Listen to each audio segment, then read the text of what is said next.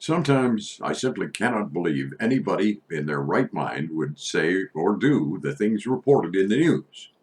Okay, not just sometimes, rather a lot of times. Here's my latest one. Some of those charged with roles in storming the U.S. Capitol on January 6th are now claiming they did it because they are gullible.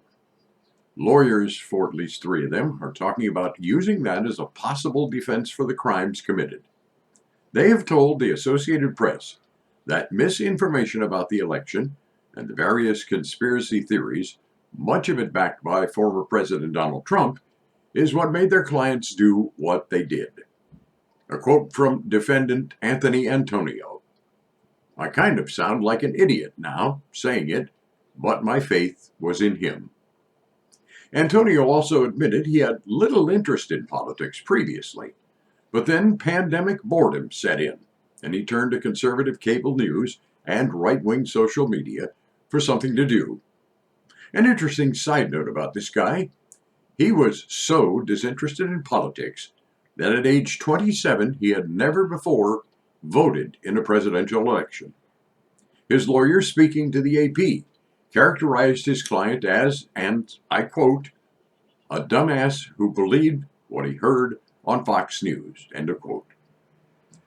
The lawyer for the so-called QAnon shaman plans to make misinformation a key part of his defense of Jacob Chansley. He'll argue it was like brainwashing or falling for the lies of a cult. The attorney plans to try to convince the jury the repeated lies and incendiary rhetoric about the election overwhelmed his client's ability to decide what was real. Well, I guess we can't fault the lawyers for bringing this up. After all, when they decide to defend somebody facing criminal charges, they should be expected to pull out all the stops.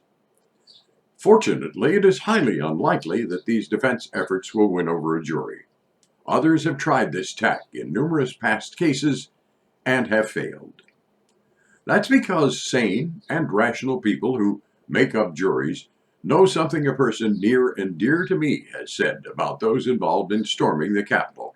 Namely, decisions were made. And in this case, those decisions were terribly wrong. The time is at hand for those who made those wrong decisions to face the consequences of refusing to think.